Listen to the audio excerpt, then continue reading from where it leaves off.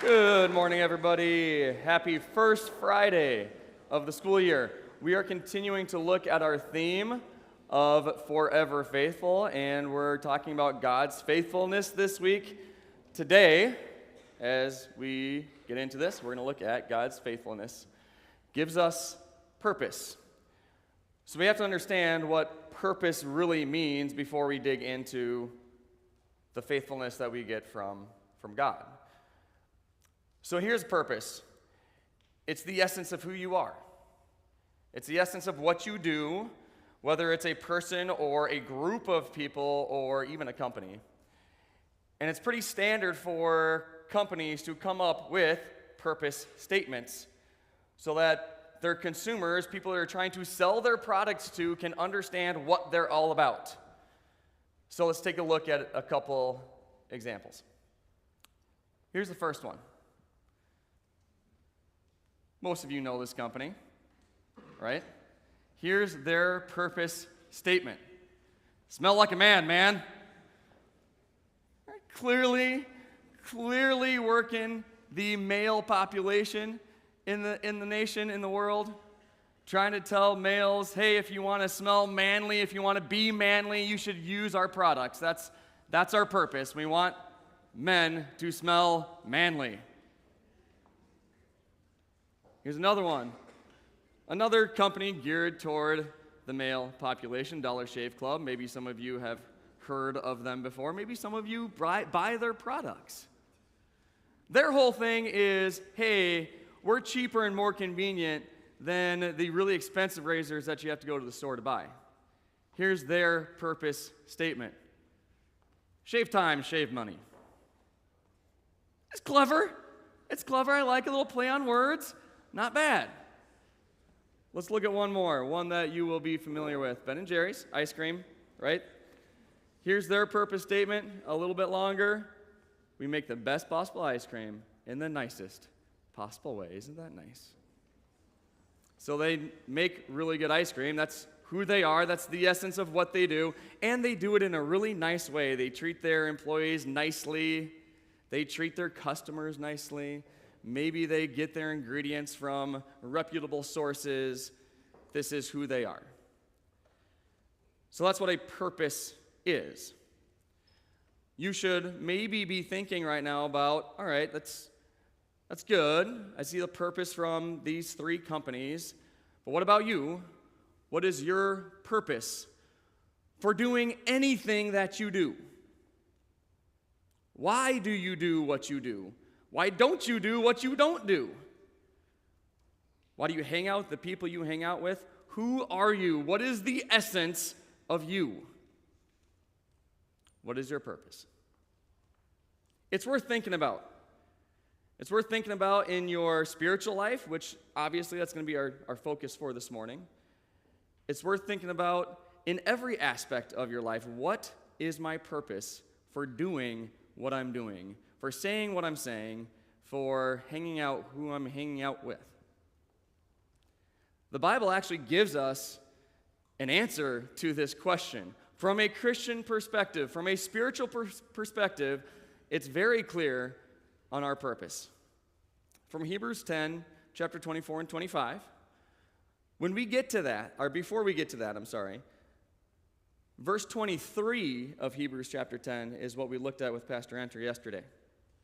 He talked about the sure hope that we have and how we're going to hold unswervingly to that hope. And the reason why we can hold unswervingly to that hope is because God is faithful. He is the keeper of all promises. That's important to remember because this comes next. So because we have a certain hope, because we can hold unswervingly to that certain hope, because God has kept his promises, now what's our purpose? Here's the answer from Hebrews chapter 10. We should consider spurring one another on, so encouraging one another toward love and good deeds, good works, acting as Christians act. What else is there? We want to worship together. We should not give up meeting together as some are in the habit of doing. What else is there? Encourage one another, and all the more as you see the day is Judgment Day. Does that change your purpose a little bit, knowing that Jesus could come back at any moment? Judgment Day is fast approaching. With that in mind, do you have a little bit more of a sense of urgency? Do you have a little bit more sense of purpose? If you knew you were going to die tomorrow, wouldn't that change your perspective a little bit? If you knew you were going to meet your Maker next week, does that change your perspective? Are you going to have some conversations with people that maybe you've been avoiding? It gives us a little bit more purpose. Very specific instructions from Hebrews chapter 10. Encourage each other in love. Encourage each other in good deeds. Worship together. Encourage each other as you see Judgment Day approaching. But Hebrews isn't the only place in the Bible that gives us an idea of what our purpose should be as Christians. And God is very specific in different parts of the Bible about what he expects from us as Christians and what our purpose is. Let's take a look at a little bit of a list. Here's the first one. This was in Matthew chapter 22. A lawyer came up to him and he said, "Hey, Jesus, what do I need to do to be saved?" And Jesus answered his question with a question. He said, "Well, what's in the law? How do you read it?" And the lawyer said, "Well, most important commandments. Love the Lord your God with all your heart, soul, and mind, and love your neighbor as yourself." And Jesus said, "You got it. That's it. Those are the two things. You do those two things, and you're good to go. Love God and love others." Part of our purpose statement as Christians. In Matthew 16, Jesus says, "Follow me." Very, very simple. He says, "If you are my disciples," and I hope that's how all of you see yourselves as Jesus followers, he says this, "If you're my disciple, you are going to take up your cross, deny yourself, and follow me." Okay. So we're loving God, we're loving others, we're following Jesus, we're spreading the gospel. Again, in Matthew chapter 28, this is the Great Commission. A lot of you know this one. "Therefore, go and make disciples of all nations." And then there's a promise tacked on to the end of that. "And surely I will be with you always as you do that." Here's another one from 1 Corinthians 10:31, simply to glorify God. It says this, "Whether you eat or drink, or whatever you do," whether you're sitting in chapel listening, or you're working on homework, or you're out on the field, or the court, or you're at home, or you're hanging out with friends, or you're talking to your boyfriend or girlfriend, whatever you do, do it all to God's glory. And again, in Romans, he says simply this, "Be transformed. Be transformed by the renewing of your mind." Being faith-filled, being a Christian, changes the way you think. And because it changes the way you think, it changes how you act and what you do. Later on, after it says, "Be transformed by the renewing of your mind," then he says, "Now, go live like Christ wants you to live." There's your list. What's your purpose? It's right there. So, how you doing on that list? Yeah, me too. Not great. Not great because we don't always love God as we should. We don't always deny ourselves like God commands us to. We aren't always transformed in our thinking. In fact, we tend to think like the world thinks, and maybe even sometimes want to think like the world thinks and do what the world does. Not so great on our purpose statement. But remember what our theme is for today. God's faithfulness gives us purpose.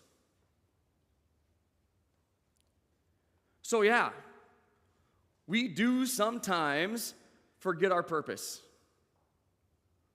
We do oftentimes follow ourselves and our own sinful nature instead of following Jesus. We do oftentimes, instead of spreading the gospel, want to hide our faith and not share it with anybody.